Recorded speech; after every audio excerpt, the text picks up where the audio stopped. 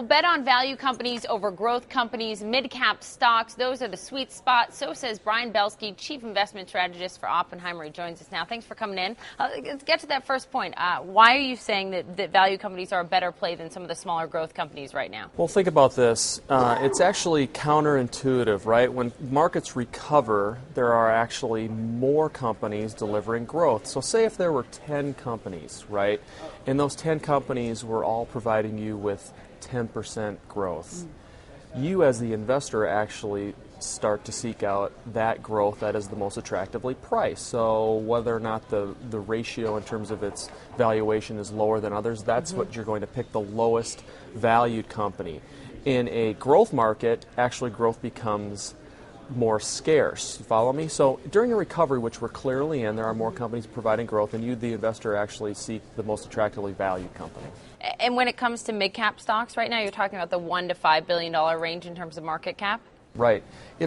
We like to call it the sweet spot. Small cap stocks have clearly been outperforming 9 out of the last 10 years, right? Right. Large cap companies look ultra attractive in our work with respect to where balance sheets are and valuations. And the cash on hand. Right. Mid caps are kind of the sweet spot, right in between. They have lots of cash, but they have a lot of growth as well, and that's why we see the particular value in that asset class. You wrote in your recent note, focus on good companies trading at reasonable valuations, right. And there are those companies out there. I'd love to hear what you think some of those companies are right now that are both priced well and have the fundamentals that you look for. Well, we really think we have to build a bridge, we meaning equity investors, have to build a bridge to our fixed income friends. Clearly, bonds have been outperforming the last 10 years, and we've had a bull market in bonds for 30 years. And when we start to see investors come back to equities, they're going to be seeking higher quality companies, those that pay dividends, those that pay growing dividends, those that have strong balance sheets, strong cash positions, and attractively valued, because an investor's not going to come back to equities and try to chase a momentum kind of go-go stock. That's what happened in the 90s, and people still have a bad taste in their mouth. In terms of the policies we have now, the Fed's QE2, quantitative easing, a weaker U.S. dollar that should help our exports. It already has. What do you think the broader impact is of that on the market? Well, you know what's funny? Since we saw QE2, the dollar strengthened, right? We think the dollar, there's a very good chance that we've seen the lows in the dollar. Okay, what does that mean? Weakening before we saw QE2. We saw weakening before the dollar reacted before that, right?